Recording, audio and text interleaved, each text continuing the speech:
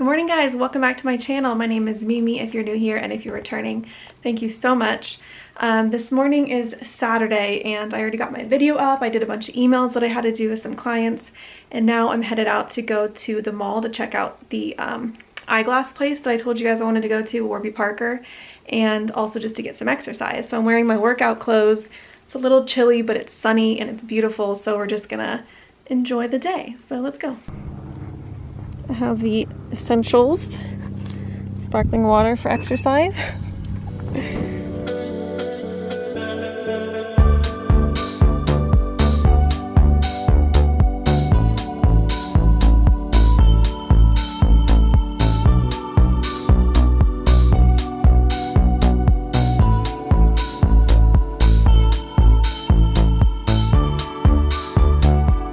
So we checked out Warby Parker, and apparently you need an appointment, and I did not get the memo, so we could not go in.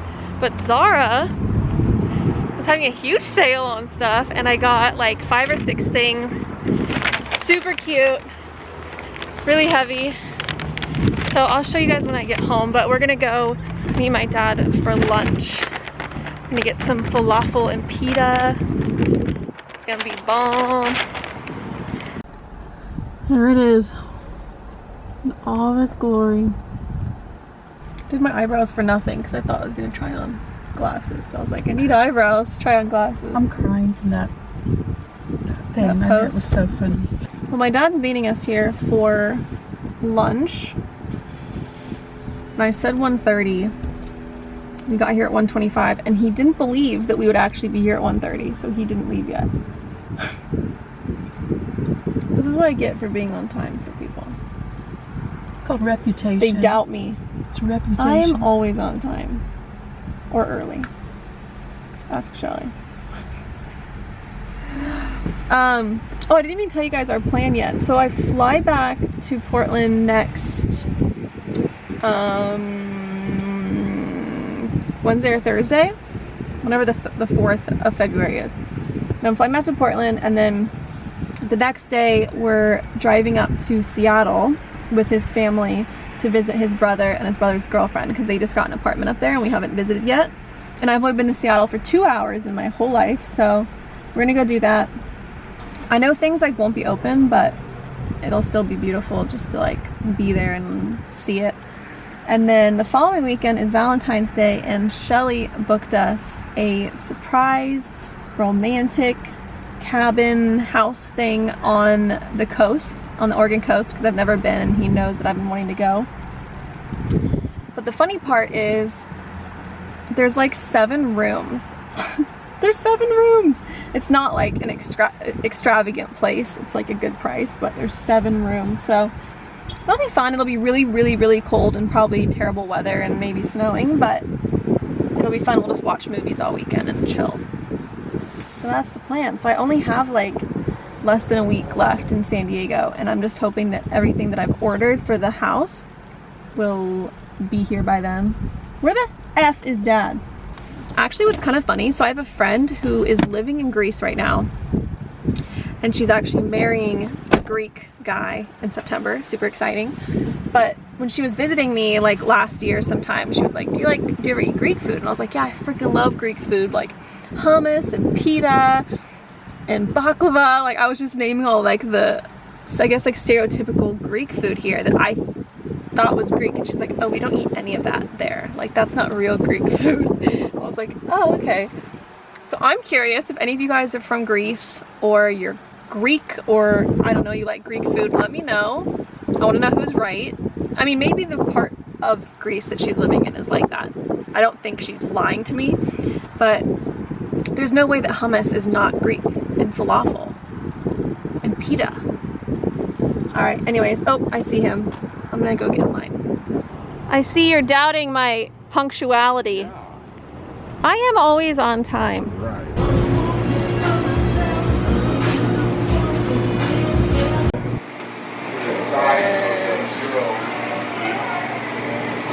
How about I think we ordered too many falafels. Yeah. I have 6. Oh, you were gonna 2 in here, and then you have like. you were gonna get me falafels instead of That's these. these. Yeah. I got balls. Look at that. Okay, so we're home now, and we are gonna go on a walk. There's this really, really nice neighborhood across the street that's super calm and peaceful, and we like to walk over there. So, is it not unlocked?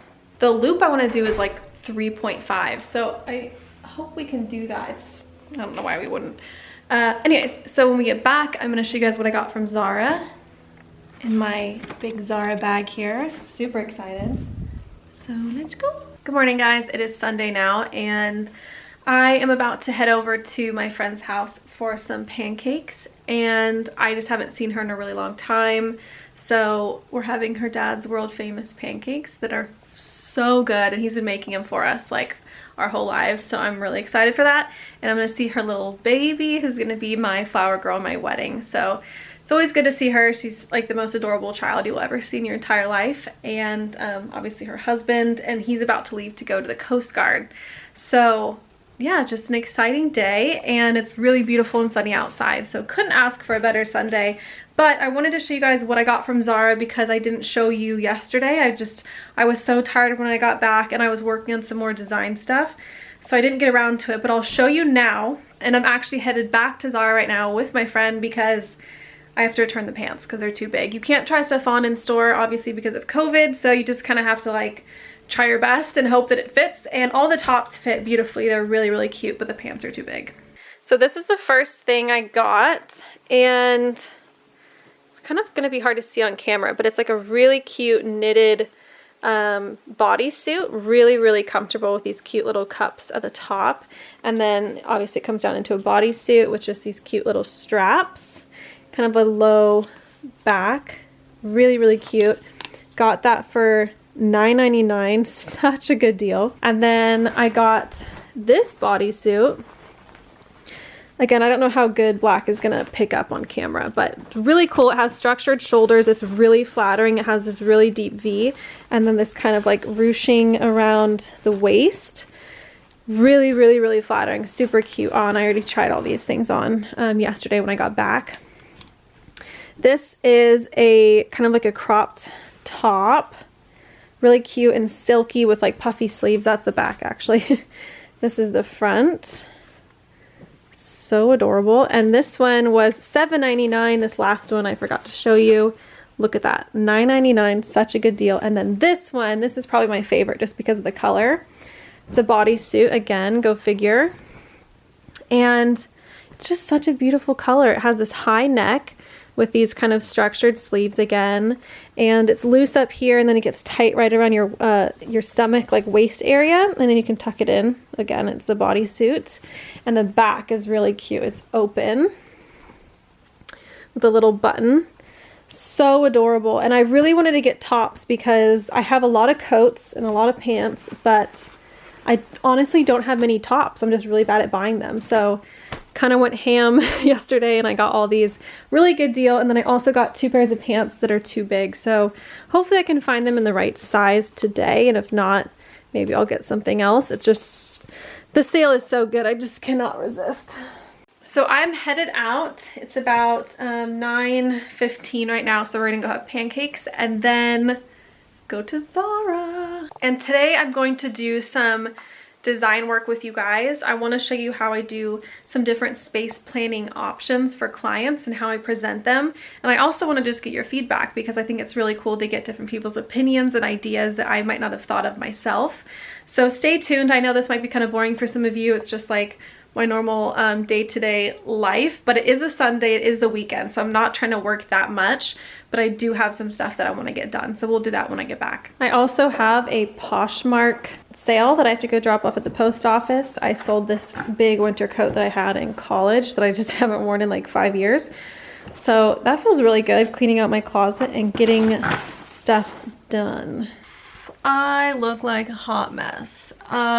Excuse the mask marks all over my face. I've been wearing a mask for like 10 hours, but I just got back from getting Shelly's Valentine's Day present. Very successful, but I am so tired and I do not want to do any design work, any work at all. So I promise we will do that tomorrow, and I will keep my promise because I actually have to do it for a client, so I can't put it off.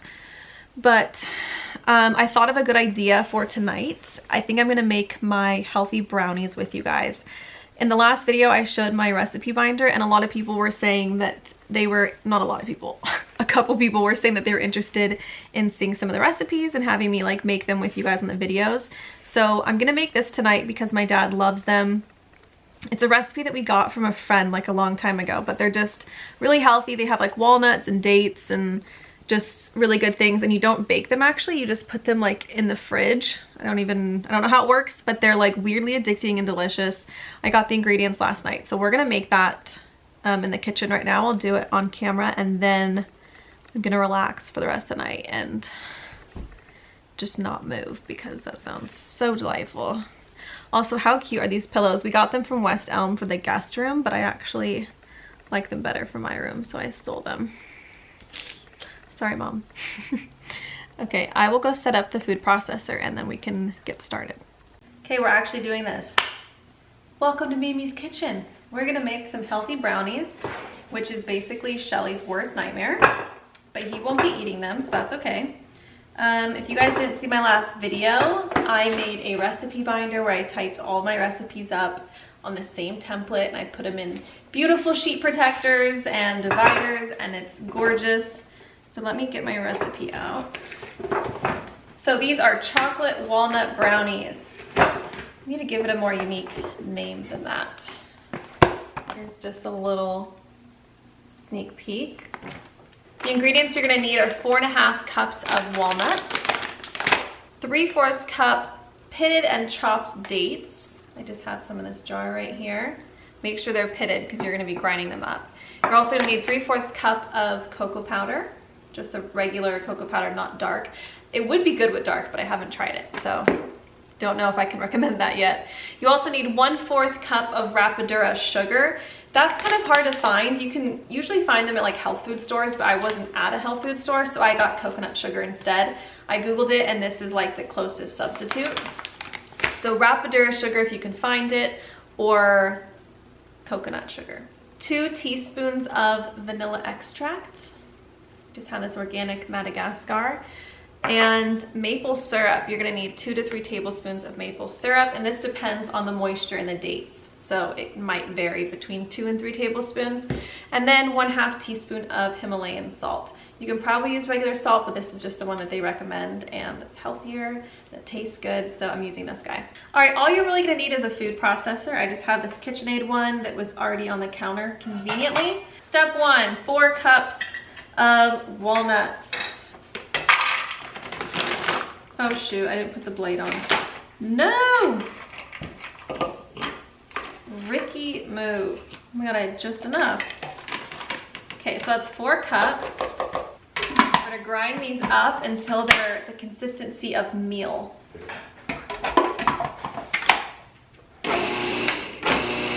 So now we transfer to a large mixing bowl. Process dates into tiny bits. Add the Rapadura salt and cocoa powder and process to mix. So dates. Processing into tiny bits. 1/4 cup. Oh, that smells so good. 1/2 teaspoon salt. Oh. 3/4 cup cocoa powder. Process it a little bit to mix it. Now we're gonna add this to the walnuts in a large mixing bowl and mix by hand. Here is our mixing bowl. Now we're gonna combine. So this is what it looks like at this point. We have the walnut meal and the good cocoa mixture. So we're gonna mix by hand, and then we're gonna combine 2 to 3 tablespoons of maple syrup and 2 teaspoons of vanilla. It's like no matter what I do, the vanilla always drips down the jar. It's very annoying. Okay, maple syrup, best part, 2 to 3 tablespoons. I kind of want to just eye this, but for the sake of the video, I will measure. half of this into the food processor, add half of the vanilla and maple syrup, and pulse to mix completely. But we don't want to over process because it says the oil will separate out from the walnuts. Okay, and half of this. And we're just going to pulse a little bit just to mix it. Transfer to a second mixing bowl. Oh my gosh. And then we repeat with this one. And if you drop any, you can just eat it. So the rest of this, we're just repeating. Now we are gonna combine this with the other half that's already done. So now we have all of our brownie mixture. And the last steps say to chop the remaining 1/2 cup of walnuts by hand and add them to the brownie mixture. Gives it a nice little crunch. Also Shelly's worst nightmare. And then mix well with your hands, but I'm not gonna do that. I'm just gonna mix with a spoon. 1/2 cup. I wish you guys could see what I'm doing. I need a camera that like films straight down. I know they have tripods that do that, but I do not own one. This is what it looks like at this stage. So the directions say to mix by hand, but I do not recommend. Mix it up, and then all we're gonna do is basically pack the mixture really firmly into a pan. I like using a glass one just so you can see it. It's a little bit prettier. Sprinkle some powdered sugar on top. It just looks really good and it tastes good. So chill for at least an hour before slicing and serving. But I will show you guys what mine looks like. And it looks a little bit like soil. Don't let that stop you because it tastes really good. And then I just spread it evenly and then just pack it down with like a spoon, or you can use a measuring cup and like push it a little bit. Yeah, it does very closely resemble soil in its appearance. You really want to pack it. Very last step is just to sprinkle some powdered sugar. It tastes good, it looks good, and then just refrigerate it for an hour, and then you can cut it up and eat it, and it is so good. So I walked back from CVS because Mimi has my key. Oh, My car locked me out and I don't have my cell phone. A woman let me borrow hers and I called you, but you wouldn't answer, and I left a message. Look how beautiful. I want a little OTD on the OTT over the top. No. OTT on the powdered sugar. Mom, look what I made. OCD. No, OTD is over the top. Oh. And OCD. I probably threw both. What's up, guys? It is February now. It's the following day and it is Monday. It's about 4 o'clock. I have not vlogged today until now just because I was trying to get a lot of stuff done before I vlogged about this. So I hope you don't mind. This morning, I've just spent the day doing a lot of like kitchen revisions, kitchen changes on some drawings that I'm doing. So those don't take too long as the changes aren't like drastic changes. You get used to doing it. You get used to changing certain things. Clients are always gonna ask, you know, to change a cabinet to a set of drawers or pull out shelves instead of fixed shelves, just stuff like that. It's not too bad. And obviously you wanna give your clients the best design possible. So I never really mind doing those. I like getting it to a place that we're both happy with. But anyways, I wanted to vlog this project, the one that I talked about in the last video. If you haven't seen the last video, I don't think it's like absolutely necessary. I can kind of summarize it. It's just a really small one-room project, but I thought it was like an interesting one to talk about because it's kind of a challenge space planning wise. So I wanted to do it with you guys for a couple reasons, but first I'll just give you a quick little summary. And I decided that when I talk about this for this segment of the video, I'm just gonna put on the screen pictures because it's a lot easier than moving the camera and trying to show like the actual paper, what I'm doing. She has a beautiful 60s ranch style house out here in San Diego, really beautiful.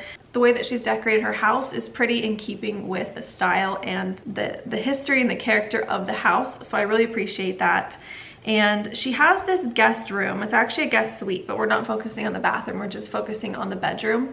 She has this guest bedroom that her grandchildren stay in. And she says she has about 7 grandkids that range from the age of 4 to 18. And she said that one of the grandchildren is 6'5". So couple things to keep in mind here. We have children, we have really young children who are no longer toddlers. They still want to play with toys and be comfortable and run around. And then you have a 6'5" guy who's 18. So you have a big range of people staying in this room, but also they don't come very often. So she said that they don't visit very much, and when they do, it's usually just a couple of them that will spend the night. She has some other guest rooms that they can stay in too, so this isn't like where they all have to stay. So another thing to keep in mind when she told me that is that they don't stay very often. So we want to make this room kind of multifunctional. She said her husband might watch some games in there, might hang out, maybe one of her friends will come and stay. So there's a lot of factors to think about in this room. There aren't that many constraints. It's a square. It's about 170 by 170. That's just a rough estimate. Another constraint is a ceiling register. Now, if you guys don't know what a ceiling register is, I actually have one right above me. I can show you. This is a wall register up there. So it's like a little vent that the air comes out of. So considering that hers is a ceiling register, we don't want to put a bed directly under it, especially a bunk bed, because you're going to freeze or burn up whoever is sleeping underneath it. A constraint that was an original constraint was a cable that was located on the perpendicular wall to the ceiling register. That's where the kids are gonna play PlayStation and watch TV. But I have convinced her that we can move the cable. It's not gonna be that big of a deal, and it might really help the function and the whole setup of the room if we do that. So I'm not really considering that a constraint. And lastly, I would say the French doors. So these are exterior doors that go to the backyard, but she said that the left one doesn't really open, it's stuck. And she said that even though the right one does open, they don't open them very often. She said they never go out that door, they never open it. So in some of the space planning options that I've developed, we're kind of covering the doors a little bit, but she said that that's okay. Now, I don't like covering doors. I'm not gonna completely cover them.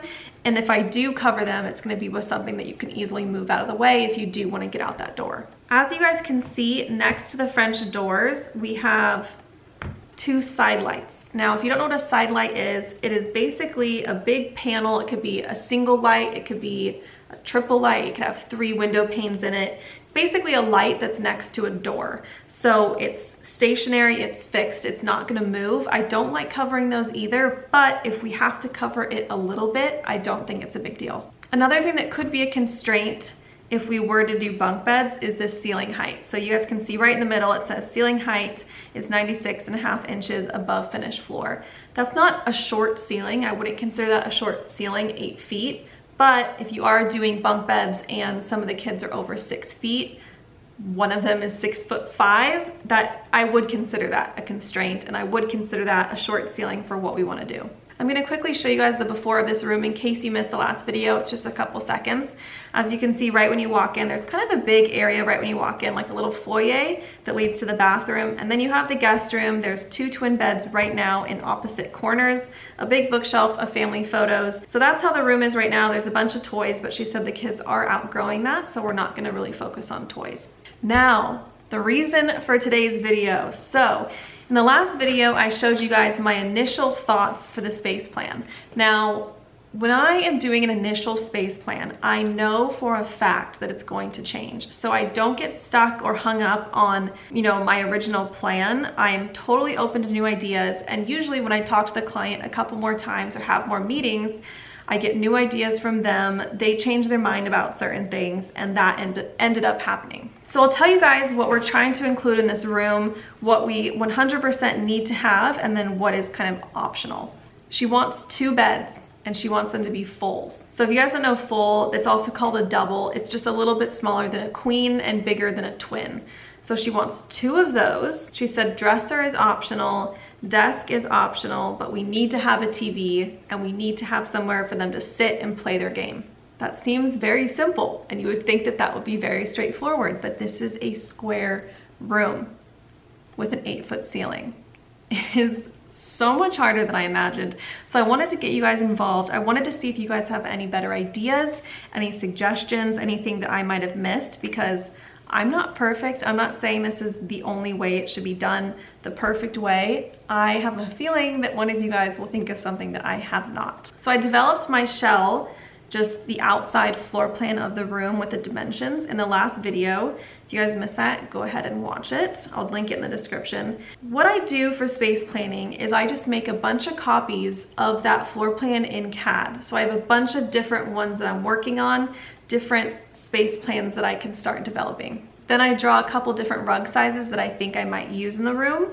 I draw a bunch of different furniture that I think I might use, different sizes, different possibilities. And then what I do is I just fit them into the room in different ways, which I find a lot easier than doing it by hand, because on AutoCAD you can just copy and paste, you can rotate, you can shrink, you can enlarge, you can stretch. It's really, really quick and easy. So what I did was I developed 5 different space planning options. Now I'm gonna go through them with you guys, but I want to make clear that I would never give a client 5 options. Part of your job as a designer is to narrow down the possibilities and make their job, their decisions easier. So I would never give them 5 options, but I need to give myself 5 options, and then I can go through those options with myself or with you guys and see which one works the best. And one last thing that she did mention to me in the last meeting that we had together was she likes the idea of a bunk bed because it frees up more space in the room. She likes the look of the bunk bed, but she doesn't really want to be climbing up a ladder and changing the sheets on the top bunk of a bed, which I completely understand. I'm not a grandmother yet, but I don't even like to do that. So I totally see where she's coming from. A bunk bed would free up more space in the room. So I did include it in some possibilities, and that was originally her idea. But if we can eliminate the bunk bed, I think that that would be the absolute best option. One thing that I try to do, present options that a client might not be open to at the beginning, or they might not think they want, or they might not even be thinking about, because the way that you develop it and the way that you present it to them could be convincing enough, and it's your job in the first place to come up with the ideas. So yes, she wants 2 full beds, but if we can fit 1 full bed and 1 twin extra long that's the same length as a full, that might be a possibility. All right, let's get into option 1. This one is the option that I presented to the client and we kind of discussed together. So when you walk in, we have a 4x6 rug that I have in every single option. So I'm not going to talk about that again. That's not going to change. There's no other option for that. This option basically includes every single thing we could possibly want in the room. We have a bunk bed with 2 full beds built in. We have a desk connected with a hutch and a bunch of storage above the desk. We have 2 chairs in the middle. They're a swivel. We have a media console with a large TV for them to play PlayStation on and watch TV. And we have a dresser with a wall mirror. So this option includes a bunch of different things, but some of these things are optional. So I'm not totally hung up on this, and I don't really like the bunk bed idea because of what she said. Option 2, we eliminated the bunk bed. So we have 1 full bed in the corner and we have a twin extra long. The twin extra long is going to cover the side light a little bit, but there's no other way for me to fit this in there. I've tried many different combinations because I also want to fit the 2 swivels. So we have the swivel chairs with a little side table, media console, dresser with a wall mirror. Because the twin extra long bed could not fit a nightstand because of the French doors, I gave both beds a little sconce so that they would at least have a light. It's the least I can do for that guy over there. So that is option 2. Option 3. So she saw a picture on Pinterest of 2 beds against a wall kind of in this formation. So I wanted to give her this since she requested it, but I wouldn't do a full because a full would cover the French doors. So this option gives 2 twin extra long beds. We would do 2 sconces on the wall, no nightstands, dresser with a wall mirror, 2 swivels, and media console. Now, option 4, I was getting a little crazy. So this is not a built-in bunk bed. This would just be a regular freestanding bunk bed. It'd be turned so that the ceiling register would be kind of covering the very, very foot of the bed. So I don't think it's like that big of a deal, but still it is a bunk bed. So that top bunk is going to be really close to that ceiling register. So I don't really like it. We have a bench instead of a dresser. And then we moved the dresser with the wall mirror to the adjacent wall. We have a media console and TV and 2 swivels like always. Now in all of these options, you guys can see too that I'm playing with rugs. It's not definite, but I think it's also a good time to consider what rug size you would do and also what placement, because that's important. Option 5. Option 5 is gonna have all the same components that option 4 had, but we're gonna switch the direction of the bed. So we have a full over full bunk bed, freestanding, not built in, away from the ceiling register, so it's not gonna be close to that. We have the dresser with the wall mirror at the front wall by the entrance, and we have a bookcase on this back wall, and I figured if kids wanted to play on the ground, there'd be a lot of playing room on the carpet and a lot of storage for their toys, books, whatever they want. Media console as always with some swivel chairs. Nothing is blocking the French doors, lots of space to walk around. I'm not mad at this. I think this is a pretty good option, but still it's a bunk bed. Don't really like that. Now, this is where it gets super interesting. So last night, I got as far as option 5. I did 5 options and I was like, you know what, that's it. I cannot think of anything else. My brain was fried and I was kind of giving up at that point. I was like, this is it. Like, it has to be one of these.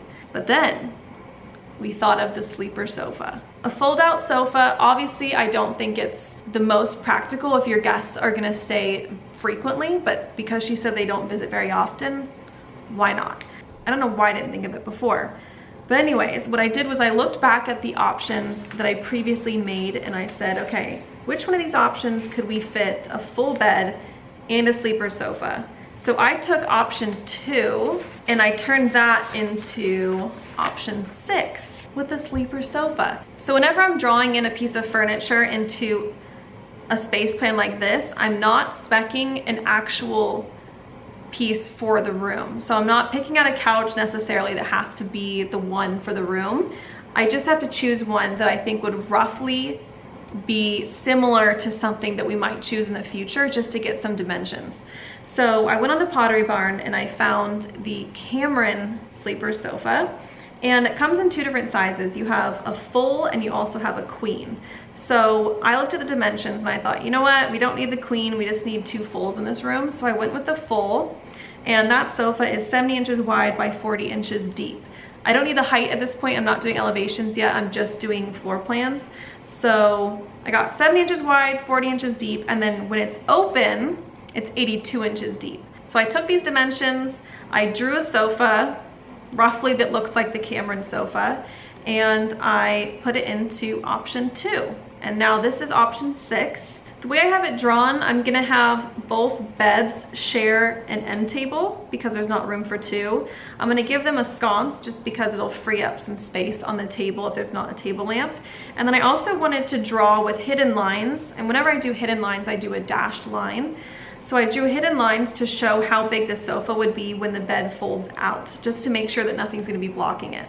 Because of that, you can't really fit a coffee table. I know it might be kind of weird when the bed's folded up and it's just a sofa and there's no coffee table. I understand that. Maybe when I do elevations, I'll change my mind, but I don't think it absolutely needs one. And I don't want to block the doors or the chair or the nightstand any more than I have to. And I don't want to make it harder for the client or for the guests to actually fold the bed out. They would have to move a coffee table. So I didn't do a coffee table. We just have a big rug that they can play on, sit on, whatever. I gave them 1 swivel, 1 end table. I kept the dresser with the wall mirror. I kept the full bed, and I have the media console. Now with this option, my main concern was how far the sofa would be away from the TV, because I obviously still want you to be able to comfortably watch the TV or play PlayStation, whatever you're gonna do. So I literally just went onto Google, I typed in, how far should you sit from a TV? The reason why I wanted to bring this up is because I just wanted to make it obvious and clear that you don't have to know everything. Like, Google is a really good source of information, and I swear in every single project that I do, I Google at least 10 different things. And this is one of the things I Googled along with the dimensions of a sleeper sofa. So use Google, use books, use YouTube, use whatever sources you have, because you don't have to know everything off the top of your head. it's impossible. So anyways, I Googled how far should you sit from a TV. So the distance between you and the TV should be about 1.5 to 2.5 times the diagonal width of the screen. So I'm guessing they're gonna have roughly like between a 40, maybe 50. That means you should sit between like 5.5 and 9 feet away. So we're good, we're in the clear. So as far as I'm concerned, and as far as Google's concerned, this works. I wanna be totally transparent with you guys. So one thing that I do not like about this option is the rug. So I don't wanna go any bigger than an 8x10. I don't really wanna do 2 separate rugs, but one rug doesn't really fully cover the full bed and the sleeper sofa and the TV area. So what I did was I tried to flip the 8x10, I tried 2 6x9s, I tried 2 5x8s. I didn't really like any of them. It just split the room up too much. So I'm keeping the 8x10 and I'm trying to give whoever is staying in the full bed at least a little bit of rug for them to step on when they get out of bed. I just don't know where else to put it. So if you guys have any suggestions, definitely let me know in the comment section. I won't get mad, I promise. I actually want your suggestions. So the next step for me would be to narrow down these options to, I would say, about 3 options. I would not give a client over 3 options pretty much for anything. That's just a recipe for disaster. You can ask anybody. So I'm gonna give her an option. So I'm gonna give her option 2, which has the twin extra long and the full. And then I might give her option 3 with the 2 twin extra long beds, just because she also mentioned that setup. And then I'm gonna give her the new one, option 6.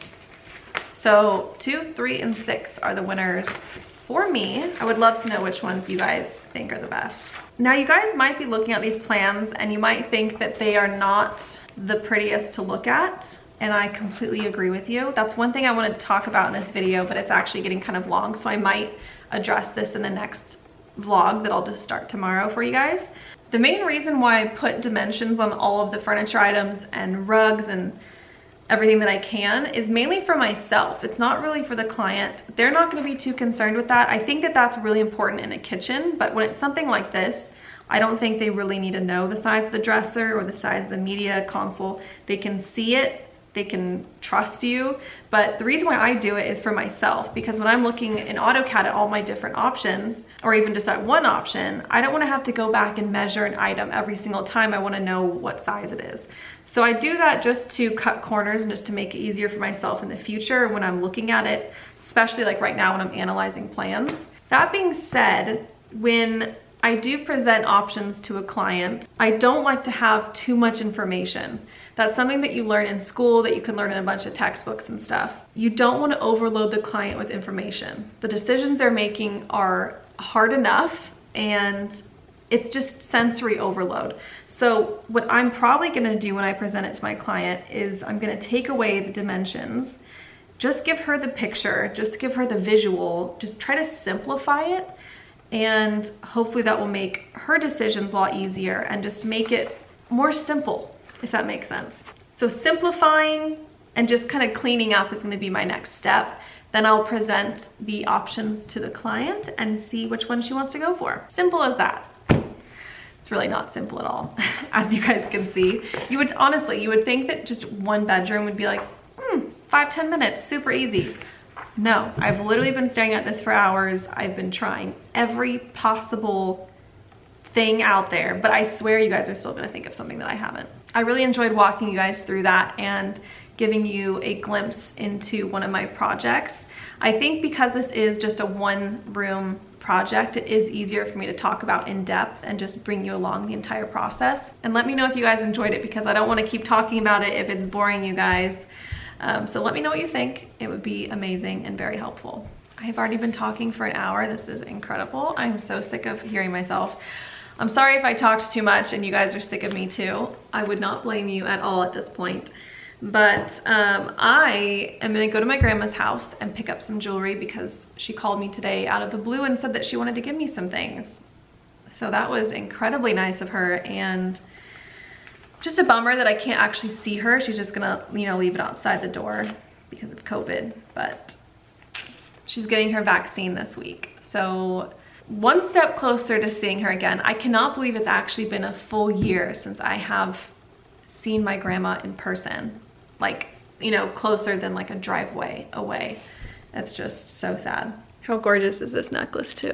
I bought this for myself for Christmas, and I've worn it like, not every day, but whenever I want to get like a little bit more dressed up, I wear this necklace. I just love these pearls so much. So cute. Scratch everything I just said.